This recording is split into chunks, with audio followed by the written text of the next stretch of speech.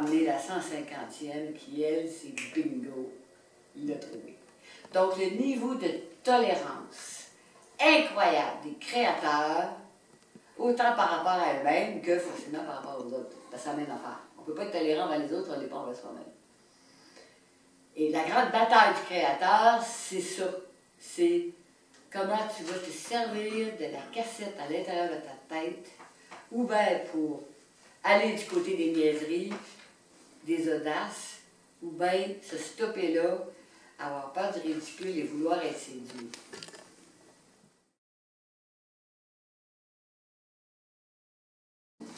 Donc, ça pour dire que le collage, c'est une outil extraordinaire.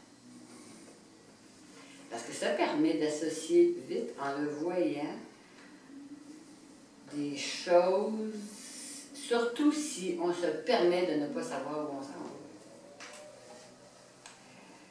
Puis, faire une vitrine, faire une sculpture, faire un tableau, faire un aménagement de maison, d'urbanisme, c'est toute la même affaire.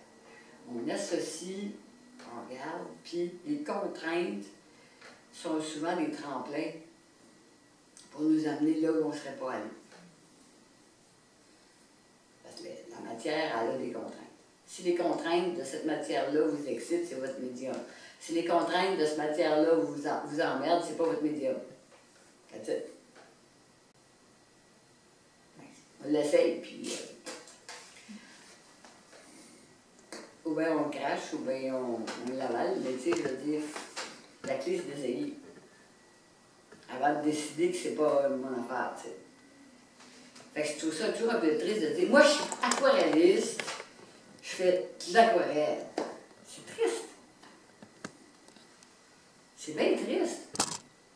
Si on essaye d'autres choses que tu apprends dans les autres, tu le ramènes dans ton médium qui est ton médium que tu préfères. Puis ça ouvre tout le temps avec des nouvelles possibilités, c'est sûr. Fait que s'enfermer, c'est jamais une ouverture très grande. C'est ça pour vous dire qu'on s'embarque dans une fin de semaine où est-ce que je vais faire très attention qu'il n'y ait aucune compétition de façon à se sentir très à l'aise de faire toutes les niaiseries qu'on a envie de faire. Là. Parce qu'il n'y a rien comme de l'essayer pour le savoir. Puis ce qui est intéressant, c'est de l'apprendre. C'est de le savoir. Puis quand on se met à savoir apprendre quelque chose qu'on ne connaît pas, on se met dans une incompétence.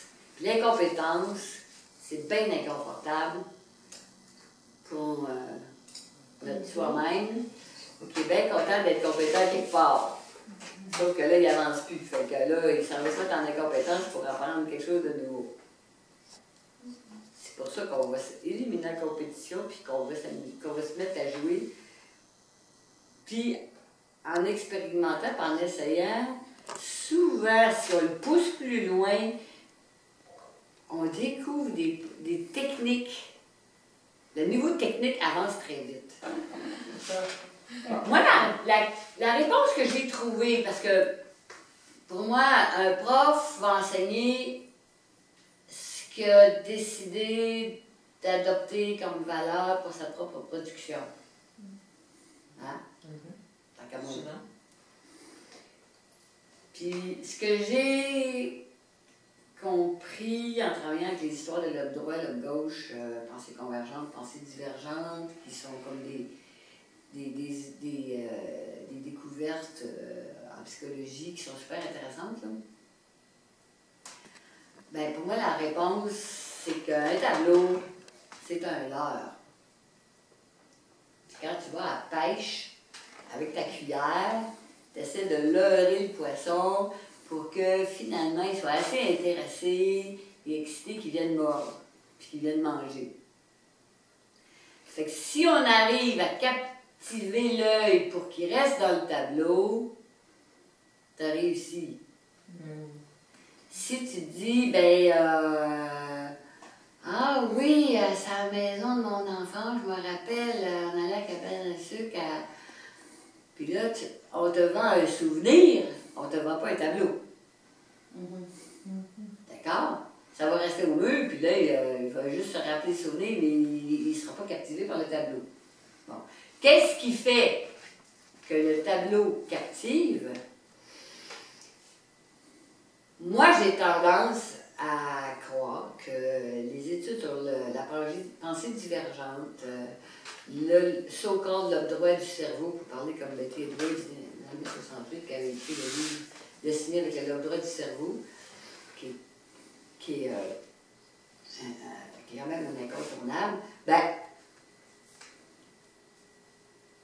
le créateur ne sait pas d'avance où est-ce qu'il s'en va. Il joue, il joue, il joue, il joue. Et à chaque fois que ça fait ah, ah, ah, ça marche.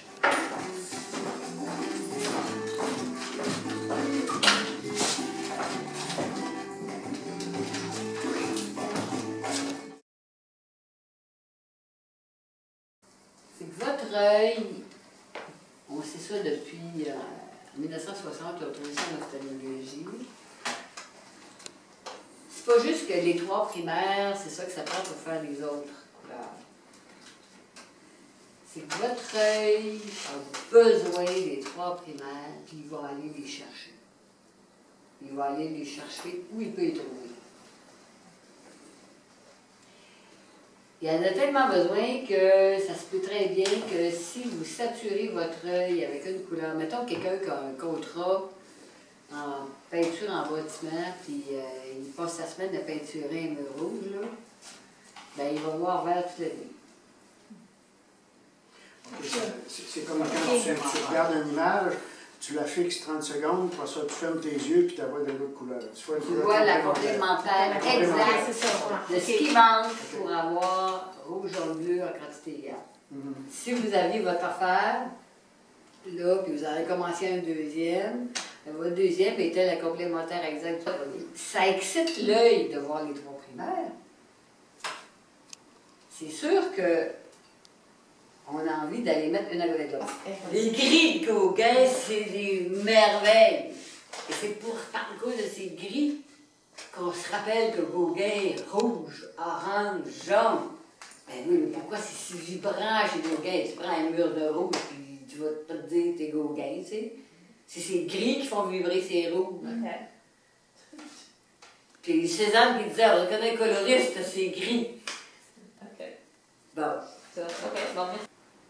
Puis si on regarde de loin, qu'on se rend compte que notre œil, puis il ne va pas ailleurs, puis qu'on cache une des 3 primaires, puis qu'on cache l'autre, puis qu'on cache l'autre, à chaque fois, l'œil réorganise le tableau au complet. Alors pour le décoller, des fois, c'est d'en mettre un autre à côté pour faire le lien, pour que l'œil sorte. C'est comme un, je sais pas, comme un écureuil qui est pogné dans un arbre et un champ en bas. S'il n'y a pas d'autres arbres avec lesquels il peut sortir, il spin en haut, puis on dirait que c'est bizarre la perception. Pourquoi c'est comme ça, j'en sais rien. Ce que je peux vous dire, c'est que ça fait ça. Alors souvent, s'il y a un œil, un vrai œil qu'on envoie plaquer là, sur le coup, ça fait hein, puis après de loin, tu te sens regarder par Dieu le Père, tu comprends-tu, tu te sens checker, bien crème, le piton, il est allé là, tu sais, il y a de la peau tout autour de la même couleur avec une pupille enfermée dans un iris qui tourne en haut, enfermée dans une forme. Tu comprends-tu que le piton, il est à. Donc là, l'œil de Dieu le Père, là, il est fatigant, là, il est très intrusif. L'œil sur ce tableau-là, il est dégagé. Celui du milieu? Oui. Oh oui, ben, c'est parce qu'il touche, vois-tu, il touche plus à des formes un peu partout. Mais mettons que, là, il y a de la peau, tu sais, ici, là, il pourra avoir un bout qui touche à une autre couleur. C'est là qu'on peut, avec d'autres papiers, se mettre à jouer. Et là, on prendre un œil qui existe déjà, puis se bâtir un œil en le dessinant avec des papiers qu'on découpe, c'est 2 mondes, là. OK? Dans le cours qu'on donnait à Montréal, là, je sais pas si on pourrait réussir à le faire dans le cours de dessin. C'est plus dans nature morte ou en tout cas peinture d'observation. Ce qui est le fun, c'est de prendre un miroir, de se faire un autoportrait en collage. Mais pas d'yeux pour les yeux, pas de nez pour le nez, pas de bouche pour la bouche, pas de cheveux pour les cheveux, là. Parfait. On bâtit partout, là. Bon, Yves a un collage qui est fait comme ça, hein?